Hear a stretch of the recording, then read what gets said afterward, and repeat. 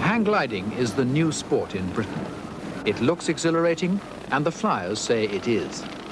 Every month, 100 or more people take it up. One of the most experienced flyers in the hang gliding world is Mike Harker, an American who now lives in Europe. He's one of the pioneers of the sport, and he makes his living out of hang gliding. He's flown in many different countries. Hang gliding is his life.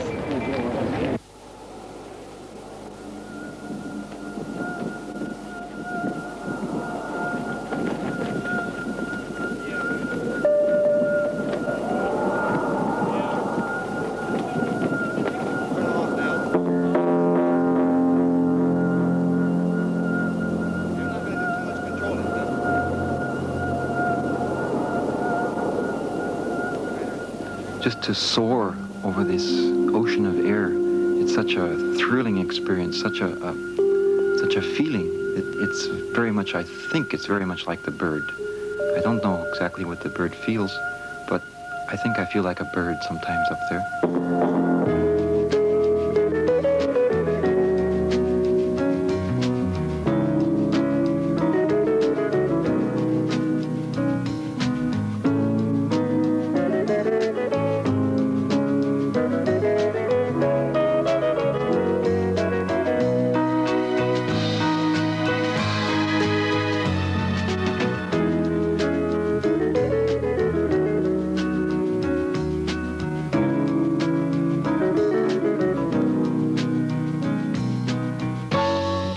My name's Mike Harker.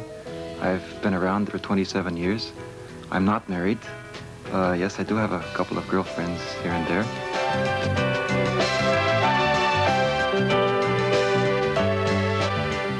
I was born in California. I've lived there most of my life, but I came to Europe in 1970. I've been in Germany 5 years now. I came here because the army brought me here, and I've stayed around because I like it. I first came to Garmisch as a ski teacher in the winter, and I stayed through the summer. I enjoy the South German atmosphere very much. It's a very kind of a Disneyland atmosphere. It's quite enjoyable. After a couple of years, I've learned the language, and I've gotten into the German way of life a little bit. I started flying hang gliders in the States, and I brought it over with me when I came in the Army as a water ski kite. And I flew a few times for the people around. They, of course, loved it. It was a very exciting thing for them, for me too. And I had so many questions, so many people that wanted to know how they could learn or how they could even be possible to fly this thing, that I just thought, well, why not open a school and try to teach these people? And for the last 2 years, I've concentrated quite fully on teaching people how to hang glide.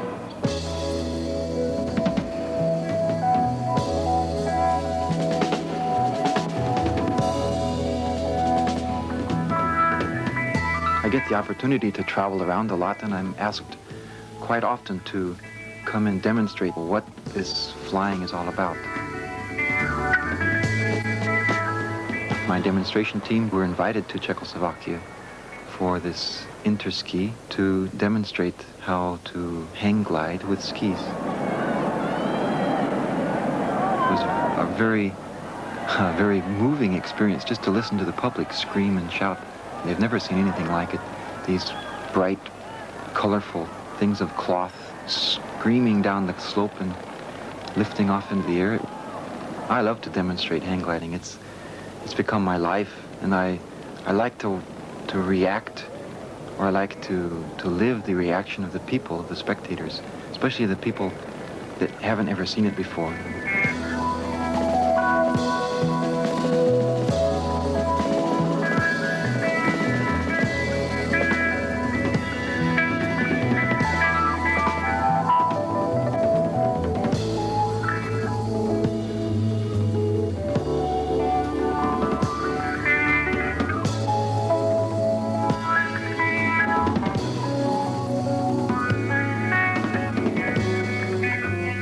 course, I do a lot of flying for fun, but there are some times when you've got the opportunity to try something that makes your heart beat and makes your blood pump a little faster and makes you really concentrate and think.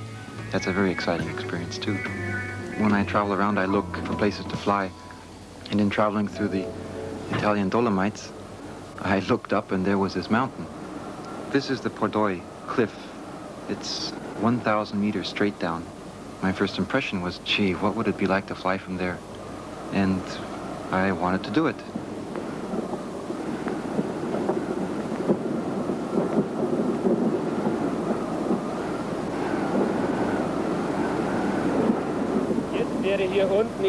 This Pordoi cliff is really difficult for a hang glider because of the wind factors here. The turbulences that arise out of the sun shining against the cliffs and of the shadows around the corners, and it's a very, very unpredictable type of wind. You just have to get out there and see what happens.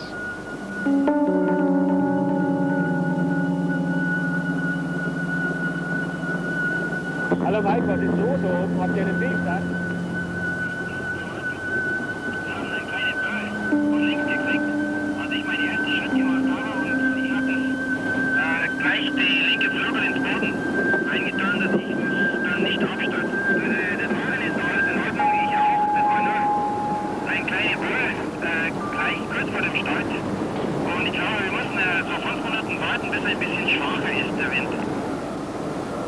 Mike, wenn es zu böig ist, dann brechen wir einfach ab. Jetzt im Moment ist nicht so schlecht. In 5 Minuten wird es noch einmal losgehen.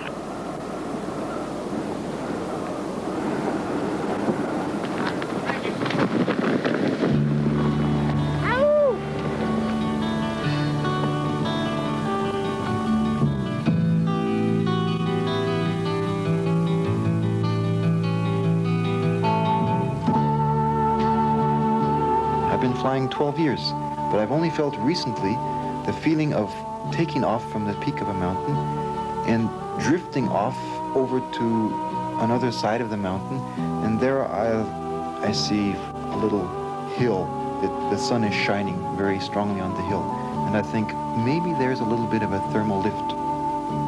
I don't think about what I'm doing, about going over there. I just drift over there. I feel a little rush of the wind. I push out on the control bar a bit, and I climb up and soar. It's a feeling that you get where you don't really have to think. Maybe is something like a bird, how he just senses that something's there, searches it out, finds it, and climbs just for his enjoyment. That feeling is what I've just recently developed, even though I've been flying a long time. And that feeling is, for me, why I'll continue to fly.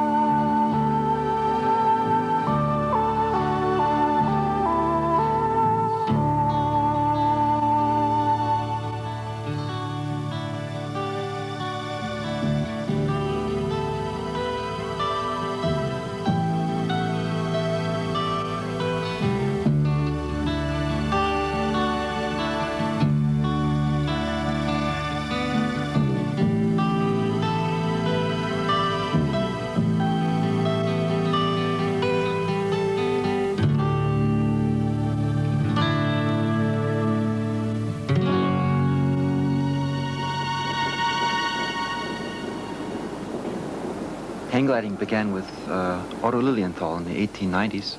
He was a West German that had the idea, like I guess a lot of people did. He wanted to fly.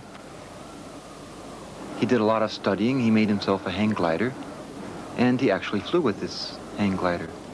He made quite a few flights. He didn't have a hill to fly from, so he had himself a hill made.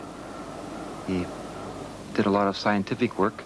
A lot of it was found later not to be very good. It wasn't very scientific, but he was our our forefather. He flew, but he ended up killing himself. A lot of people had the dream to fly. They all wanted to try it, but many of them didn't even think about how. This was one of those guys. This character was rather famous in the annals of flying history. He was a Frenchman that wanted to jump off the Eiffel Tower.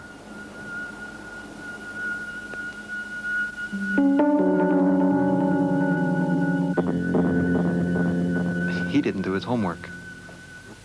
The real breakthrough with our aviation sport came in the early 1900s with the Wright brothers.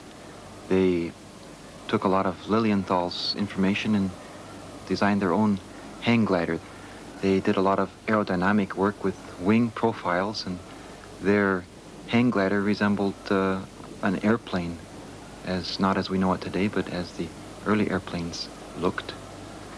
Their hang glider flew very well. It flew quite a distance. It made some nice new flying records, and then they made the awful mistake of putting a motor in it. That disturbs a hang glider's image. Hang gliding as we know it today began in California. California is a very easygoing, try anything once type of attitude, and a lot of people spend their summers on the beach. A lot of people just enjoying their days, and there are also a lot of soaring birds, the pelicans and the seagulls. You look up at the birds soaring back and forth on the cliff, and you dream about maybe you could fly also like the birds on a cliff, just soaring back and forth, back and forth.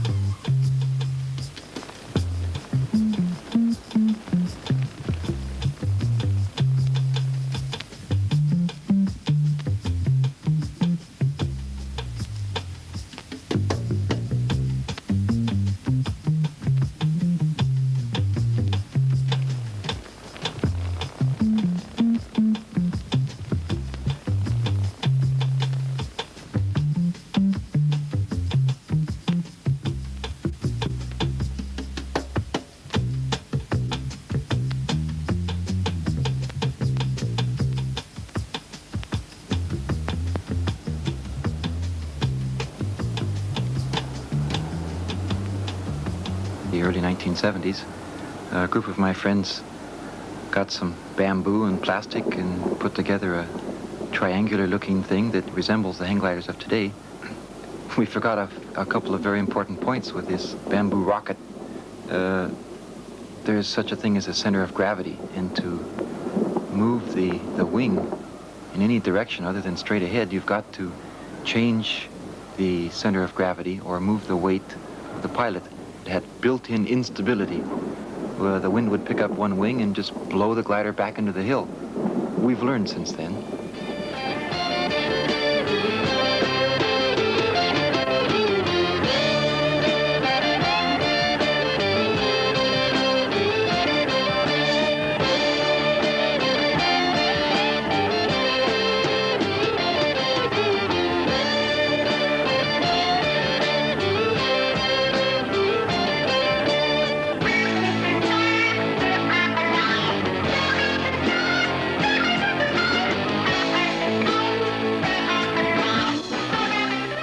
It took a lot of time, but we finally cured most of the faults. We've come a long way since our first bamboo and plastic gliders. Now just about anybody can fly. First thing we've got to do is we've got to put the control bar on.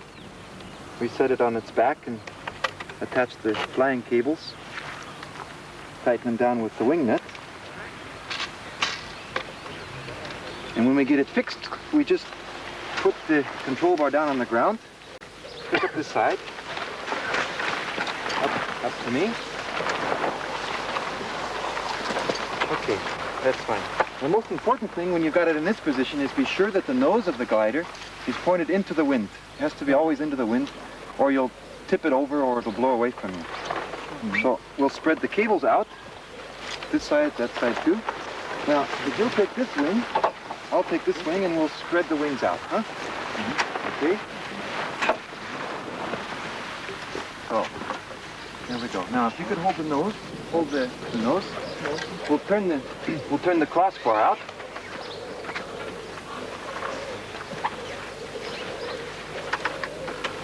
Okay. Now this crossbar, this holds the wing apart in such a way that the sail maintains a billow. And these two billows in the sail, that gives the kite stability in the air. Okay, now we'll attach the wings to the crossbar here. Just put the upper wing over the bolt.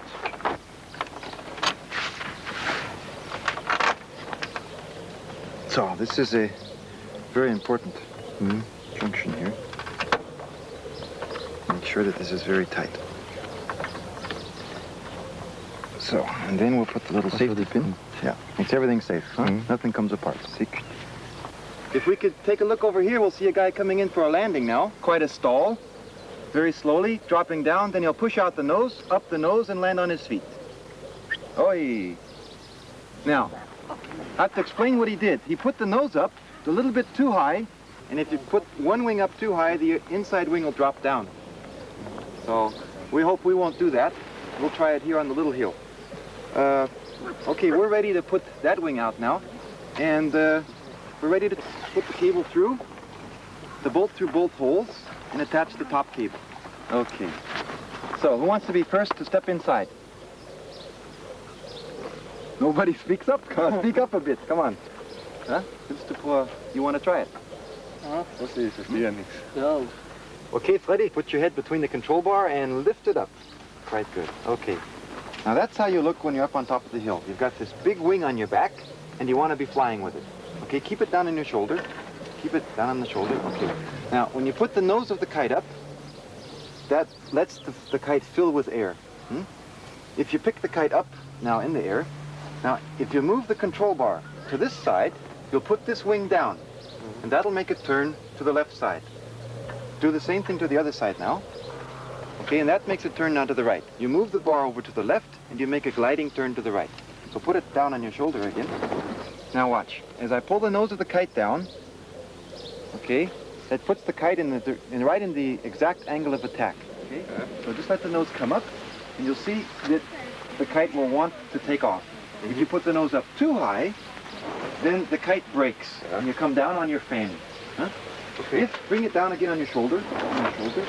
Now, if you bring the nose down too much, then you have the angle of attack is too low, and it cuts through the wind. And when it gets down this low, boom, it hits the ground. And that's dangerous. You have to be careful that you keep the kite flat, and that you get the nose up a little bit as you run. Don't let the nose drop down. Okay? So, okay, run. Go ahead. A little faster, faster. Push a little bit, and let it go. See, the kite flies all by itself. All by itself, no problem. All you've got to do is sit in it. Now you see that the kite flies all by itself. There's no worries about the kite not flying. You just let it go, and next time you'll go with it. You've all tried a little bit. You've run on the flat. You've seen that the kite flies all by itself. Now we're going to hook our seat up, grit our teeth together, and we're going to attack, huh?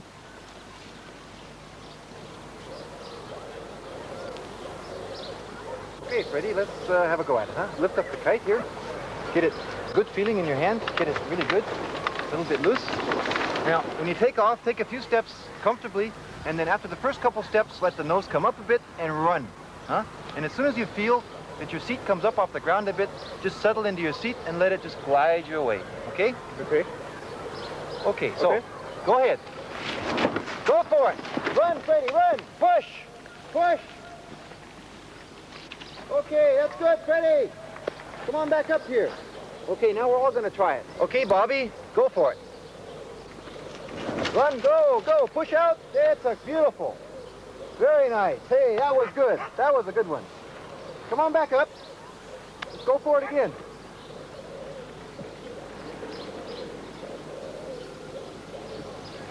Okay, he's going to try to lose some altitude up there. You see how he's turning? He's moving his body to the side and banking it over very nicely, huh?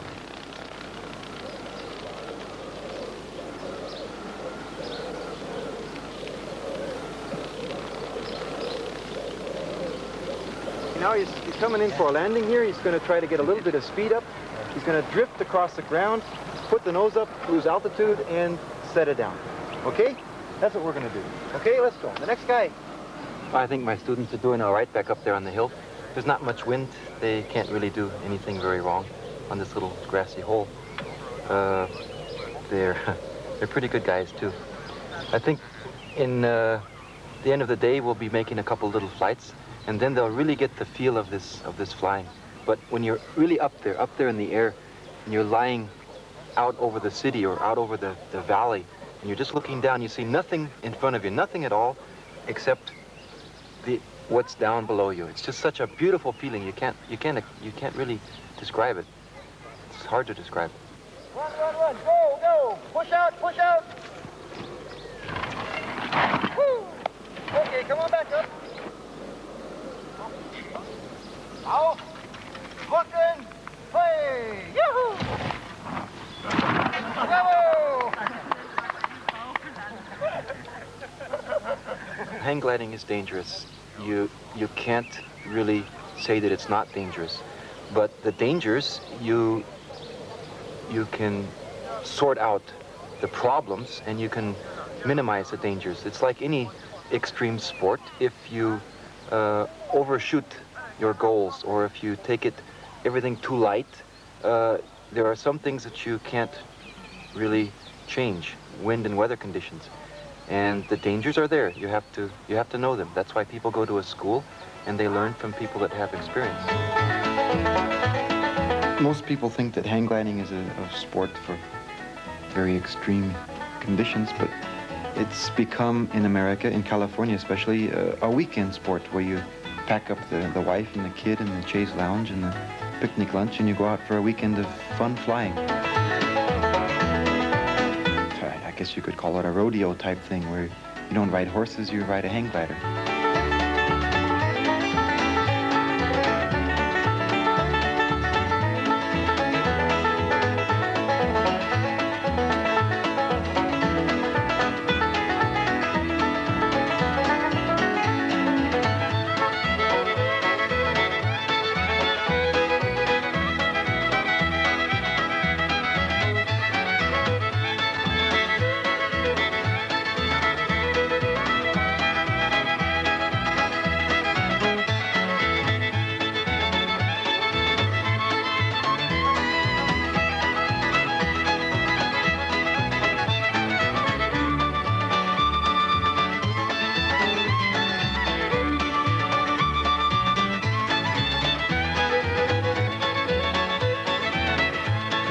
Got about 50,000 flyers flying around the States now.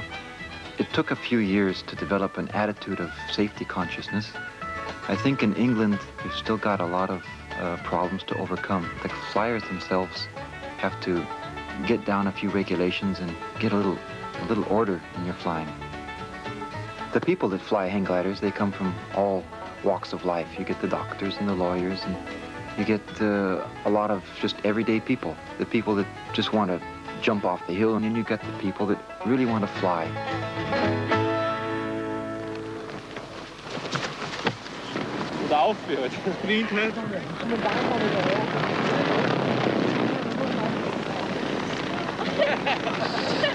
By the spring of 1975, there were enough hang glider pilots around the world that they wanted to prove who was better than the other. In Austria, they decided to hold a, quote, world championship in hang gliding.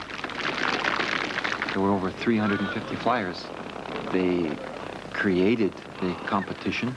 The only two events that they could think of were to stay in the air the longest and to land nearest a spot.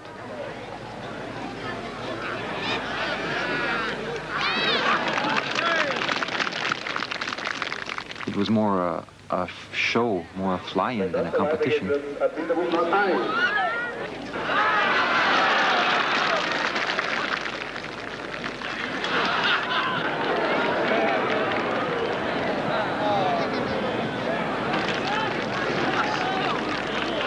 Since the 1st of January 1976, the World Organization for Air Sport, the FAI in Paris, they've recognized hang gliding as an air sport. So this year, we have the first official world championship.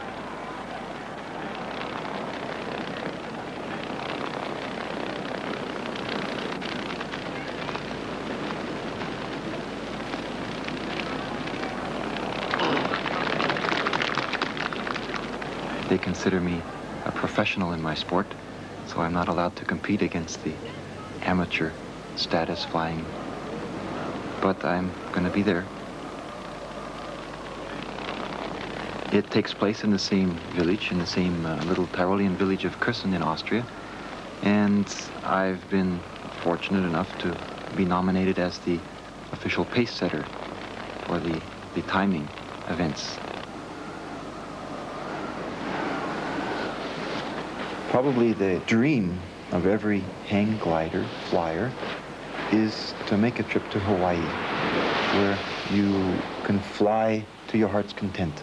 There is a wind on the west side of Oahu in the bay called Waiamanalo, where the wind is a constant 300-day a year blowing against a cliff that's 400 meters high. And the wind is so strong, someone has to hold the nose of the glider down into the wind, and when you say okay, they just let you go.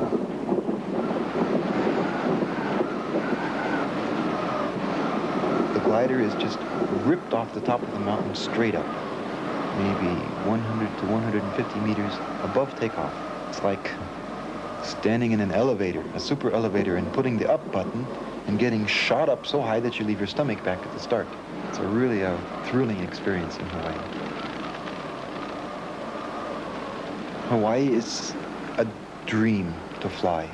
Once you make your start, you climb up, you can point your nose into the wind and just sit there and not move.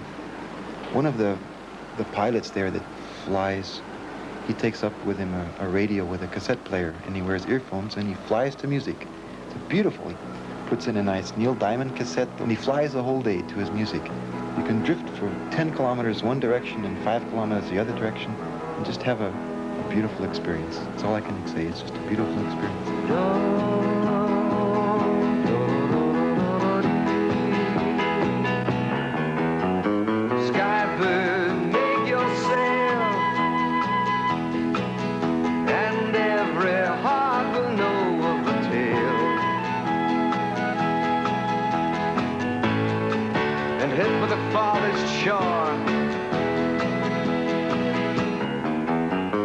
Songbird, make your tune,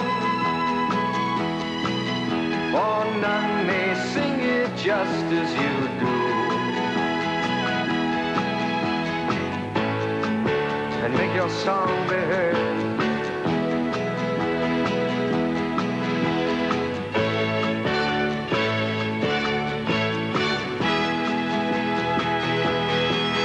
Look at the way I glide, caught on the wind's lazy tide, sweetly how it sings. Rally each heart at the sight of your silver wings. Skybird, skybird,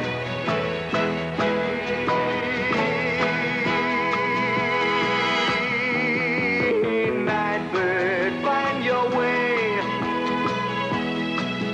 for none may know it just as you may. Seek out your harbor of light,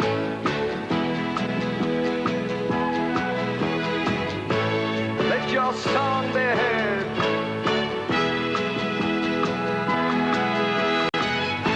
Rally each heart to the sight of your silver wings.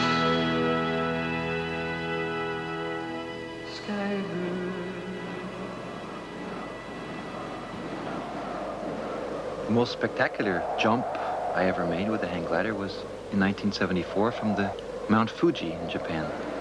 A friend of mine wanted to make a film about flying in Japan, and the Japanese television were also interested in filming some crazy nut gonna jump off their mountain there. The mountain itself had always fascinated me. It's probably the symbol of the mountain. Nobody had ever flown from the Fuji before, so it wasn't only just a challenge, it was also a very hectic preparation. There was a lot of planning involved with the weather, the landing area. Got to study charts and study the weather map and ask the right people. We asked the weather station up on top and the weather station down below. It was a lot of preparation, but just that preparation was what made it exciting.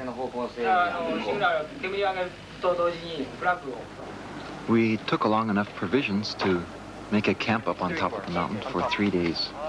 We'd had fog and clouds the whole week before, and we wanted to really study the conditions. We had to get everybody together. Nobody spoke English. We had to have interpreters. We had 20 of the best mountain climbers in Japan to help us trug our equipment up there with the Japanese and their cameras, and me and my glider, and all the other rigmarole that is part of filming. It was a real job just getting that stuff up there. We had a mountain load of equipment. It took a good 7 hours to march up this mountain.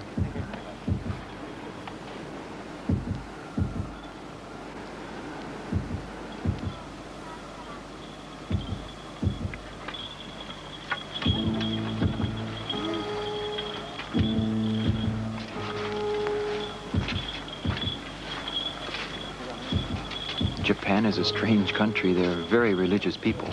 We had to get our permissions, not from the government. They didn't really care what we did as long as we didn't disturb any other air traffic. We had to get our permissions from the priests. Fuji is a very symbolic mountain in Japan.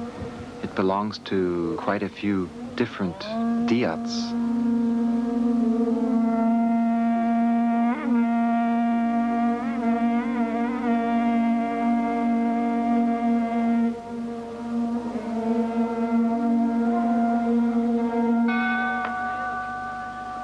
Even though I'm not that religious, I was sort of sucked into this feeling of religion and believing. The chief priest who habits his domain up on top of the mountain 6 months of the year, he gave us the permission to make our flight.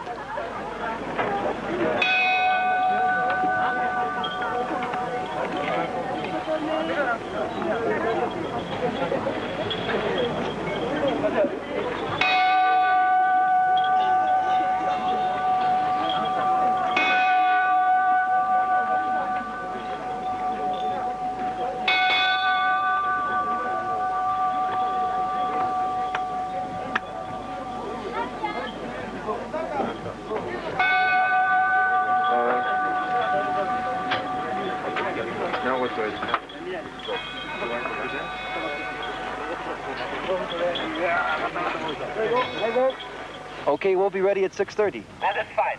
Now let me know, where's your takeoff place? Do you know it? I don't know it yet, but it should be very near the radar station.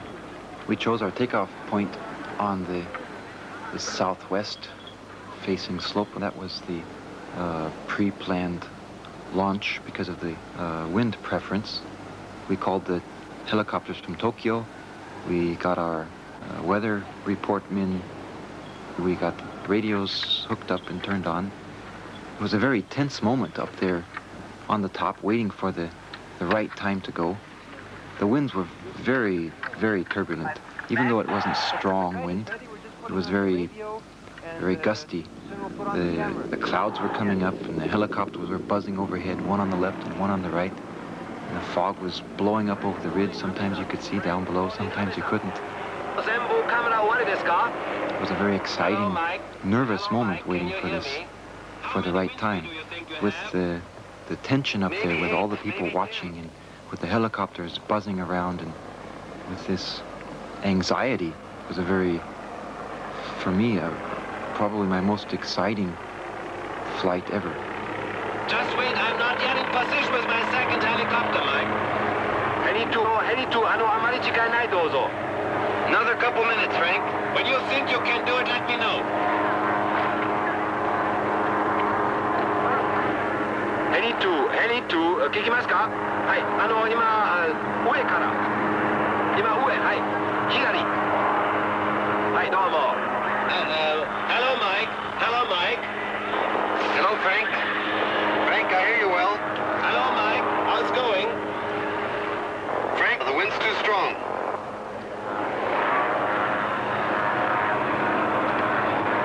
Frank calling Abe-san. Frank calling Abe-san. はい、安倍さん。待ってますね。私たち待ってます。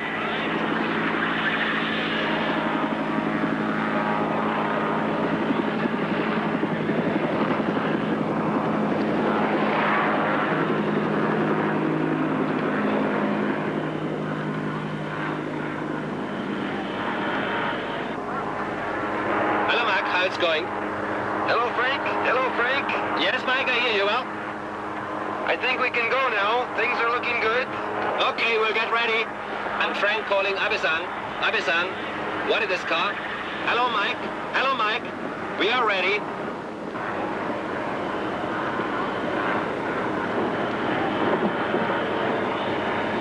Hello, Frank. Everything ready, you? Everything ready.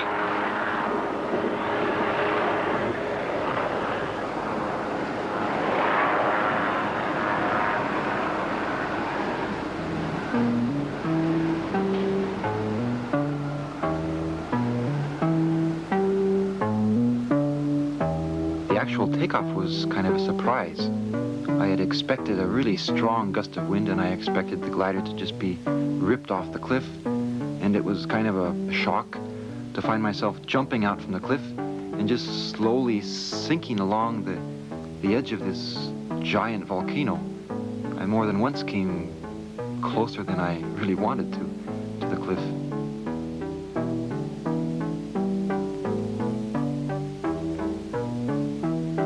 After about half a minute, I finally got into the actual upwinds, and then it was just a normal flight after that.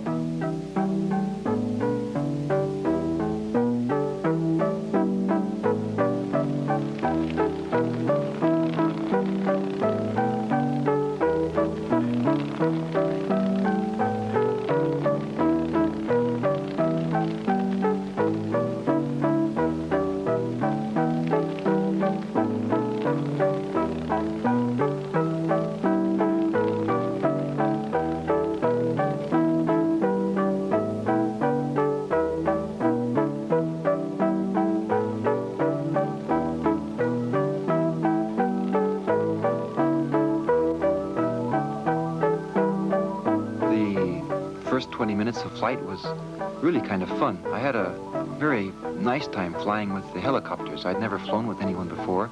The helicopters were very friendly. They couldn't fly in front of me or above me because of their turbulence from their props, but they could fly as close as they wanted to the side or to my rear.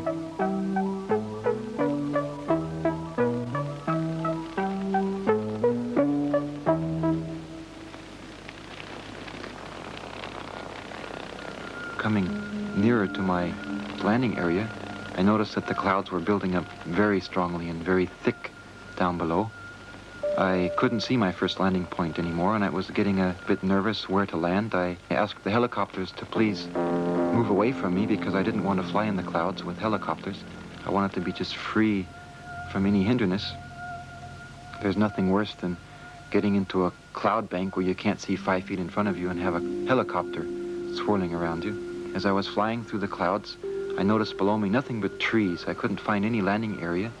I just flew along in trees, and all of a sudden I saw a little road and decided I couldn't go any further, so I swooped down. Both wingtips struck bushes, and I sat down right smack in the middle of this road.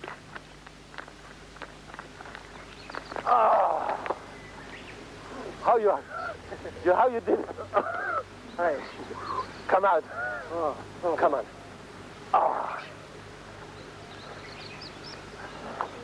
That was something.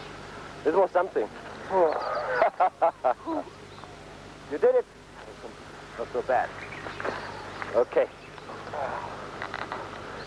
All these things here around. Yeah, I guess when people look at me, they think this guy's just a happy-go-lucky, going through life, letting it come. That's what people think. That's probably the way I am, too.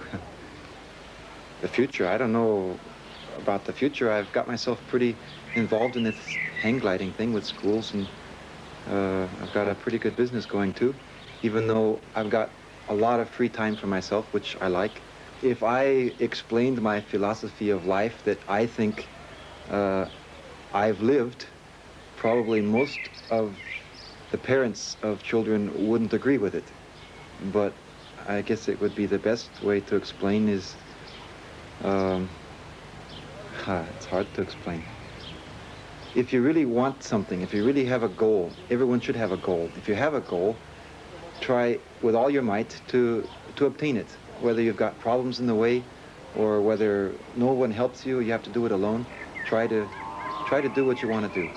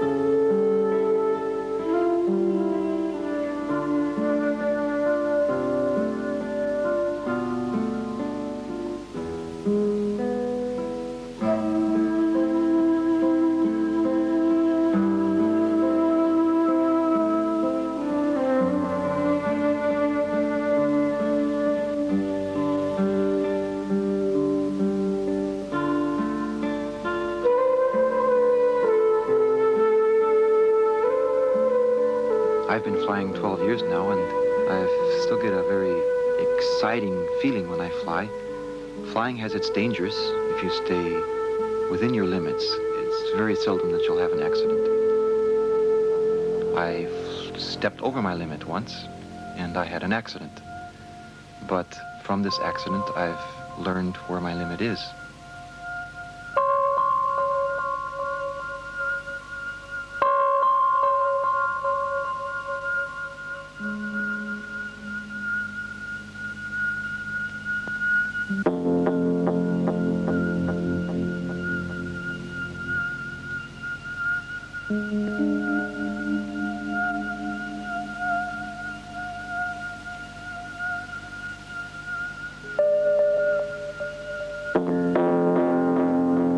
Many people are fascinated with the idea of flying, of learning to fly.